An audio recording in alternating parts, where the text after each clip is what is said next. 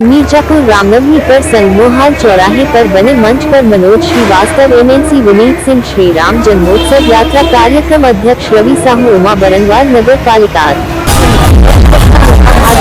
भाजपा एवं पदाधिकारी गण तथा मिर्जापुर के सम्मानित नागरिक, महिला एवं पुरुष गण आज सभी सांकाल एकत्र होकर रामनवमी के पर्व को बड़े धूमधाम से मनाया गया। पूरा मिर्जापुर नगर भगवामे में हो गया। जगह जगह पर लोगों द्वारा शरबत तथा डीजे की धुन पर लोग नाचते हुए मुंह से जय श्री राम का उपयोग करते हुए लोगों ने रामनवमी को मनाया शोभा यात्रा के रूप में, क्योंकि कोविड-19 2 वर्ष कई भी इसको नहीं मनाया जा सका था। आज यह राम जन्मोत्सव उत्सव यात्रा मनोज श्रीवास्तव ने बताया उत्तर प्रदेश की सबसे बड़ी यात्रा होगी। रामनवमी के अवसर पर जनपद मिर्जापुर नगर में निकाली गई जुलूस की सुरक्षा के दृश्य व्यक्तिगत निगरानी करते हुए पर जिलाधिकारी से शिव प्रताप शुक्ला दिनांक 10 अप्रैल 2022 दिन रविवार को अपराह्न 4 बजे से जनपद मिर्जापुर के शहर संगमोहाल स्थित हनुमान जी नव दुर्गा मंदिर के यहाँ से विगत वर्षों की तरह इस वर्ष भी विश्व हिंदू परिषद के तत्वाधान में श्री राम जन्मोत्सव शोभा यात्रा समिति के द्वारा आयोजित रामनवमी के पावन पर्व पर श्री राम जन्मोत्सव भव्य शोभा यात्रा नगर के संगमोहाल से शुभारंभ होकर कटरा कोतवाली,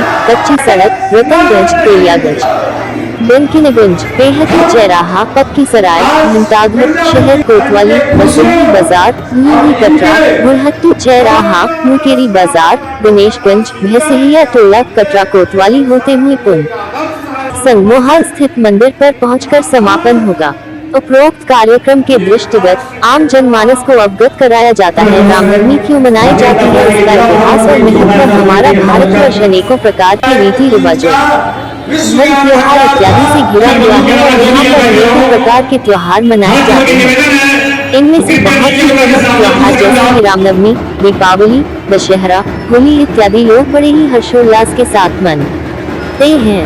आज के इस लेख में हम आपको रामनवमी के विषय में ही बहुत ही विस्तृत रूप से जानकारी प्रदान करने वाले हैं। हम दूसरे शब्दों में भारतवर्ष के हिंदू धर्म के त्योहारों वाला धर्म भी कह सकते हैं, क्योंकि कैलेंडर त्योहारों से घिरा पड़ा है। भारत में मनाया जाने वाला रामनवमी का त्योहार हिंदू धर्म के लोग बड़े हर्षोल्लास के साथ मनाते हैं।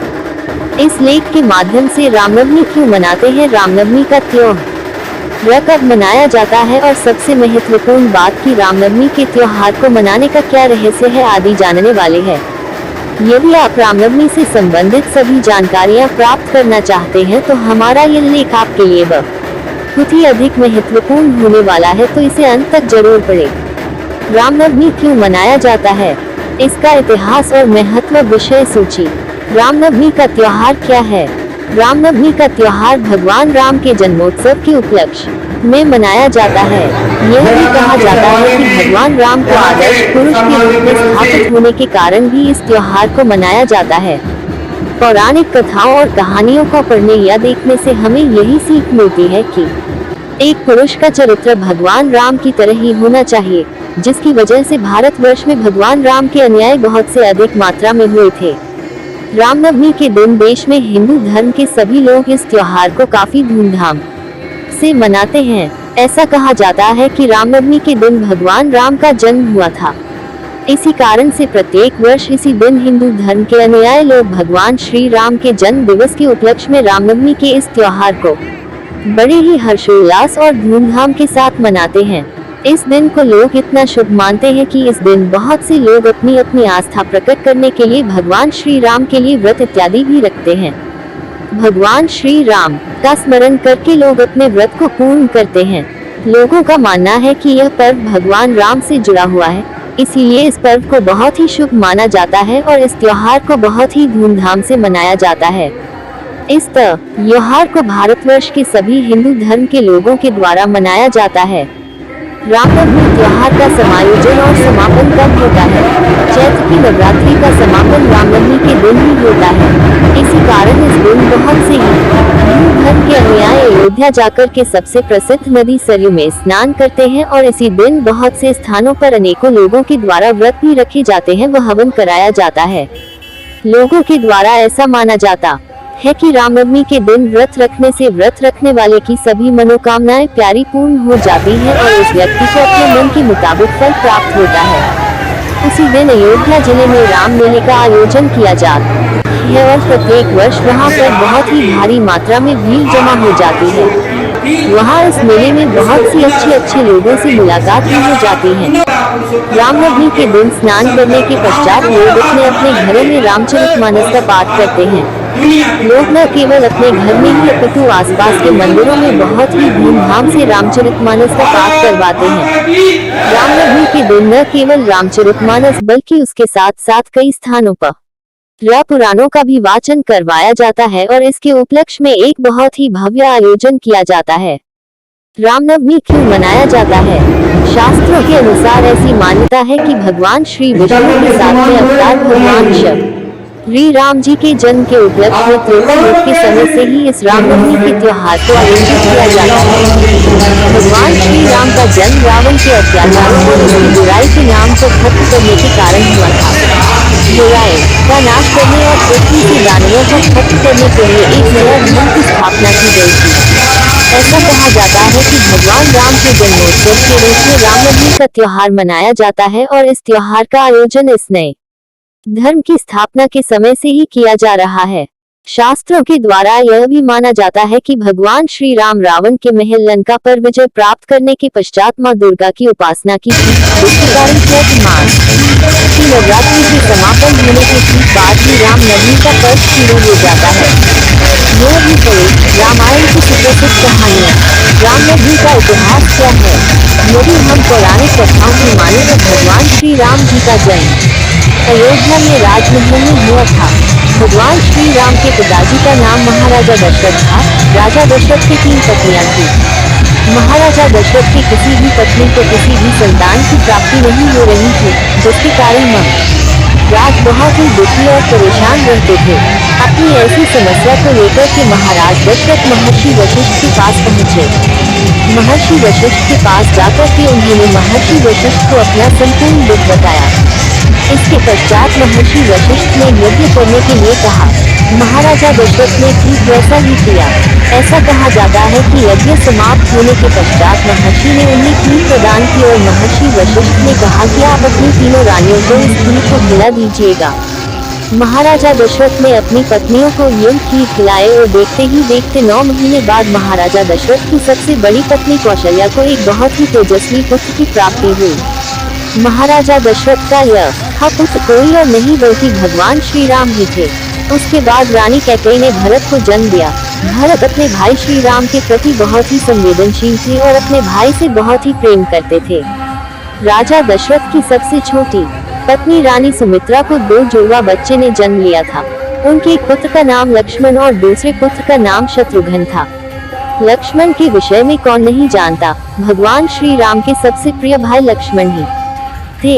ऐसा कहा जाता है कि जिस दिन भगवान श्री राम का जन्म हुआ था, उसी दिन को लोग रामनवमी के उपलक्ष्य में मनाते हैं। भगवान श्री राम का जन्म पृथ्वी पर दानवों का नाश करने के लिए हुआ था और इसके साथ साथ भगवान श्री राम जी का जन्म पृथ्वी पर धर्म की स्थापना करने के लिए भी हुआ था। भगवान श्री राम भगवान श्री हरि विष्णु के 7वें अवतार थे। शास्त्रों के अनुसार भगवान राम ने विष्णु के 7 अवतार के रूप में राजा दशरथ के घर जन्म लिया था।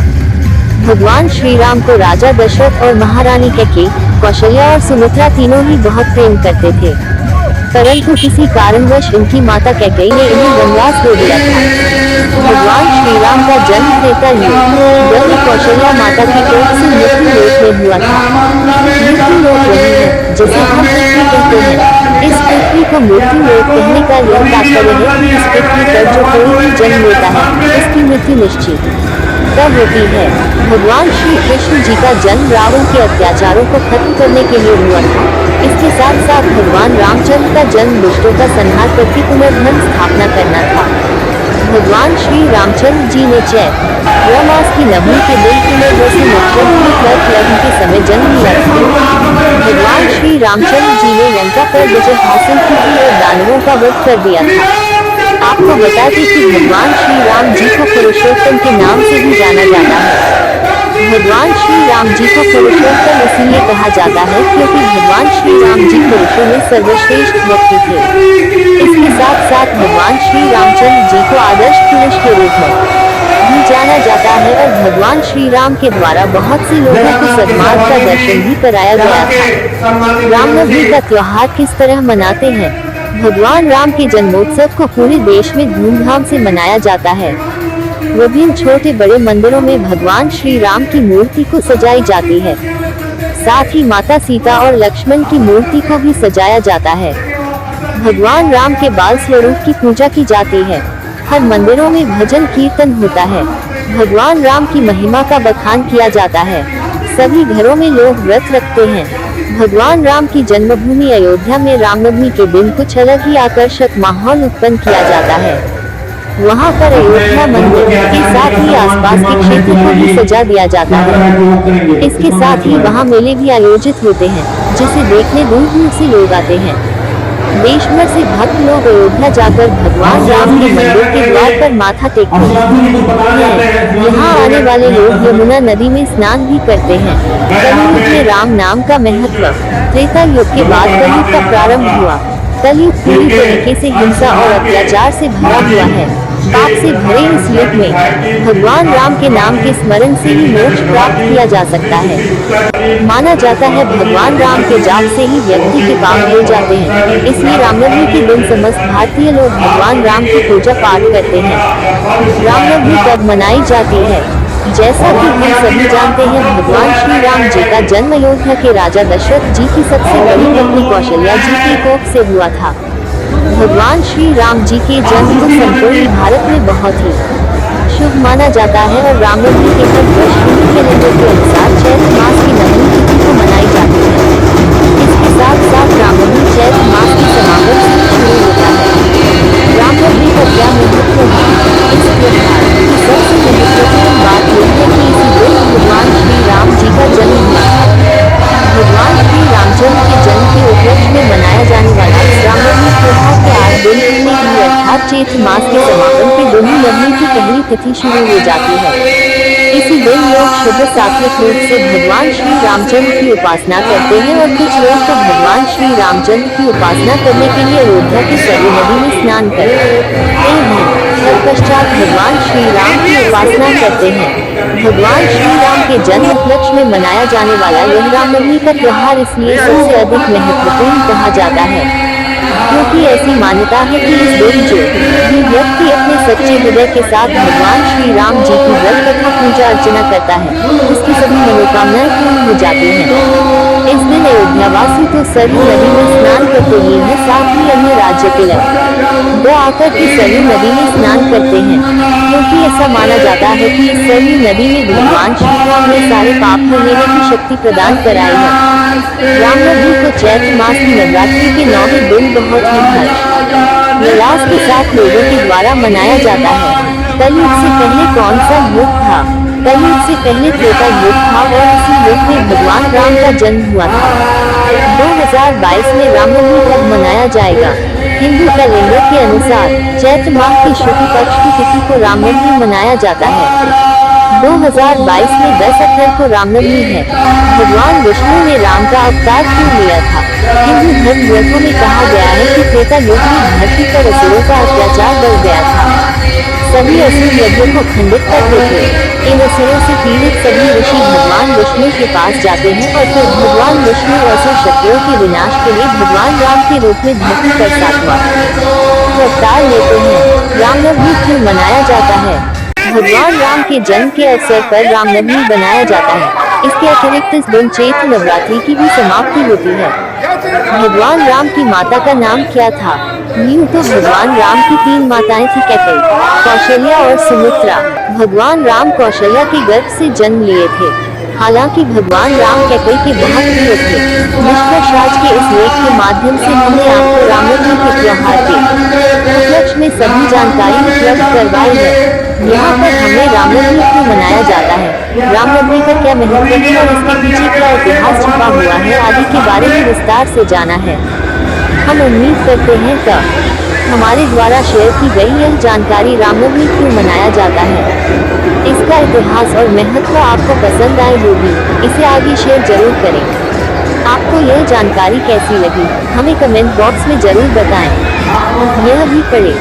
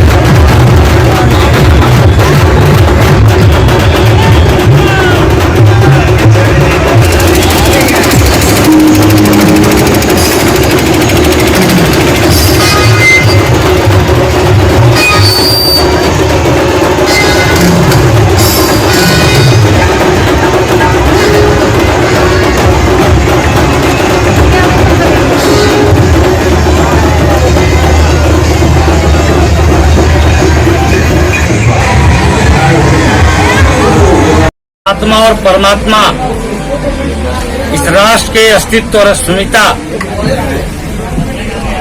मर्यादा पुरुषोत्तम प्रभु श्री राम के प्राकट्य दिवस के अवसर पर मिर्जापुर नगर की इस विंध्य क्षेत्र की शोभा यात्रा ऐतिहासिक हो गई है। जातिगत और दलगत भावनाओं से ऊपर उठकर जिस प्रकार से यह हिंदू समाज स्वस्फूर्त इस शोभा यात्रा में अपनी सहभागिता किया है, मिर्जापुर का जन जन और मिर्जापुर का मन जिस प्रकार से इस शोभा यात्रा से जुड़ा हुआ है, मैं ऐसे सभी मिर्जापुर के राम भक्तों का हृदय की अनंत गहराइयों से आभार व्यक्त कर रहा हूं। इस शोभा यात्रा में लगे हुए हमारे सभी मान्य पदाधिकारीगण, शोभा यात्रा समिति के, विश्व हिंदू परिषद के सभी कार्यकर्ता और एक ऐसे अगणित अदृश्य कार्यकर्ता की जो शक्ति इस शोभा यात्रा को सफल बनाने में लगी थी, उनके प्रति भी मैं आभार व्यक्त कर रहा हूं। जिला प्रशासन, पुलिस प्रशासन और सुरक्षा कर्मियों ने जिस तन्मयता के साथ, जिस दमदारी और ईमानदारी के साथ इस शोभा यात्रा को सफल बनाने में अपनी भूमिका अदा की है, उनके प्रति भी मैं आभार व्यक्त कर रहा हूं। जिस प्रकार से जनसैलाब मिर्जापुर की सड़कों पर दिखा, वह किसी संगठन का जनसैलाब नहीं था, किसी व्यक्ति के लिए नहीं था, वह भगवान श्री राम के प्रति श्रद्धा और भक्ति थी, वही जनसैलाब था। और यह राम भक्ति इस देश की शक्ति बने, यह राम भक्ति राष्ट्र भक्ति बने, यह राम भक्ति हिंदू शक्ति बने, यह राम भक्ति समाज की शक्ति के रूप में खड़ी हो, यही आने वाले दिनों में हम सबका प्रयास रहेगा। यही आप सबके साथ निवेदन